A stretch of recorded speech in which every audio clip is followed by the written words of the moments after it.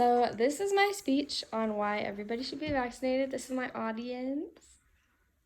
It's perfect. Here you go. Okay. Diphtheria, pertussis, or whooping cough, rubella, hepatitis B. These are a few of many diseases that have been prevented, in fact, almost eradicated because of vaccines. Have you heard of the Great Polio epidemic that crept into the United States in the late 1940s? This crippling disease paralyzed over 15,000 to 35,000 people each year.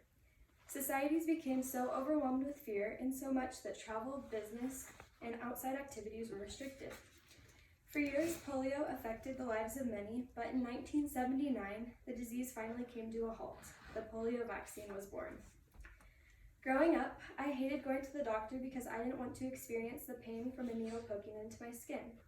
However, I have learned through much research and discussion with two of my older brothers who are nurses that being prodded for only a moment is much better than suffering from a serious disease that could have been prevented by that simple shot. There is an endless amount of reasons as to why all individuals should be vaccinated, honestly much more than I could have comprehended.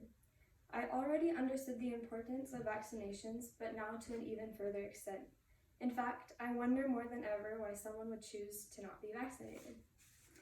Approximately 50,000 adults in the United States alone die from vaccine-preventable diseases.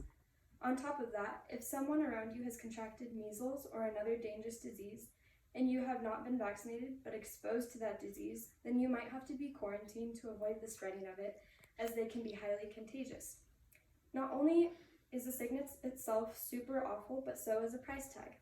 In society as a whole, over $10 billion have been the cost of these medical bills that could have easily been avoided. With all of this being said, I feel it is essential to share some of the reasons as to why every person should be vaccinated. Some of those are: vaccines are safe, they form healthier, stronger communities, and strengthen the immune system better than many other things could. Let's now discuss how vaccines are nearly harmless. Vaccines are tested numerously to ensure that they are safe and effective to all those that receive them. There are many people who refrain from being vaccinated because of the rising concerns stemming from the media and trusty sources. One of the biggest concerns that is most frequently mentioned is vaccines cause autism. This has been a dispute that has continued for many years. However, there's absolutely no evidence that supports this claim. A 2013 study from the Centers of Disease Control and Prevention, or the CDC, specifically looked at the number of antigens from vaccines during the first 2 years of life. The results showed that the total amount of antigen from vaccines received was the same between children with autism spectrum disorder, or ASD, and those that did not have ASD. Many other studies have since been conducted, and there is still no link between autism and vaccines. In 2009, an epidemic broke out in the United States. Do you know what I'm talking about? If you guessed swine flu, you'd be correct. I never thought that I would contract swine flu. I thought I was indestructible.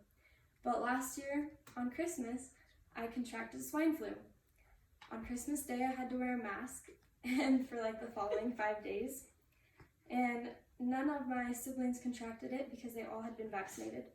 If I had been vaccinated for the H1N1 vaccine, I could have prevented having to suffer from swine flu and having a terrible Christmas. Despite opposing claims about vaccines, they truly are safe. There have been endless experiments on numerous kinds to prove that no harm will come from them. The CDC has vowed to ensure the safety of vaccines by consistently monitoring and developing their research on them. Unless a huge breakthrough is discovered, vaccines are merely harmless. Another benefit of vaccines is that they encourage healthier societies. Community immunity is an excellent solution to creating a stronger, healthier, and more unified society. According to Cody H. Meisner, who has an MD, this immunity occurs when a sufficient portion of the population is immune to a specific disease, thereby protecting individuals who have not developed immunity. There are some people out in the world who cannot be vaccinated at this point in time for various reasons.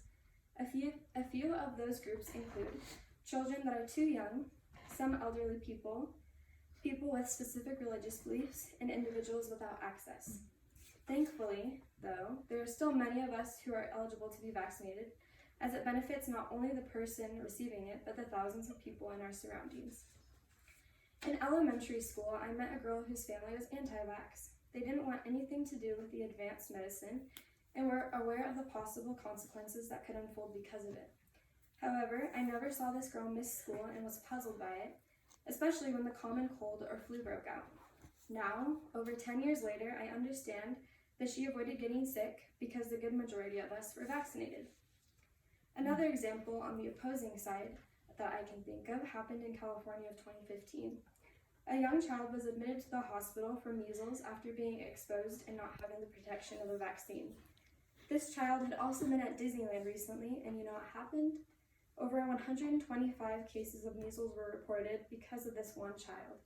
This isn't to say that those around him weren't vaccinated, but the chance of that is very likely. If there was community immunity, this could have been prevented.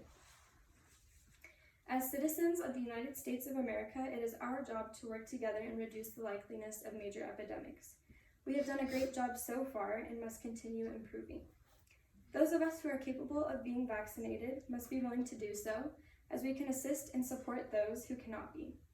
Community immunity does work and will continue to work as long as we are willing to do our part and stay on top of regular vaccinations. Finally, the immune system is at an advantage of developing effectiveness and growing stronger because of vaccines. The immune system is vital in helping to fight off illnesses. As I've learned in my biology class, vaccines play a helpful role as they implant weakened or dying antigens into our bodies that stimulate the immune system to start fighting the illness and result in memory cells.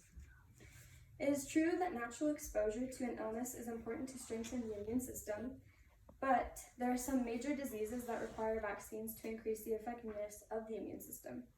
According to the Children's Hospital of Philadelphia Vaccine Education Center, vaccines are made of dead or weakened antigens, as mentioned before, except they can't cause an infection, but the immune system still sees them as an enemy and produces antibodies in response.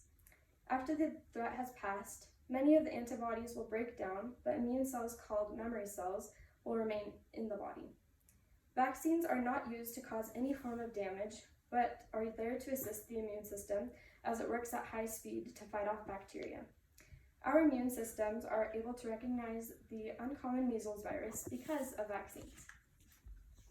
When my mother was a young girl, she contracted chickenpox, and she said it was one of the worst experiences she's ever had.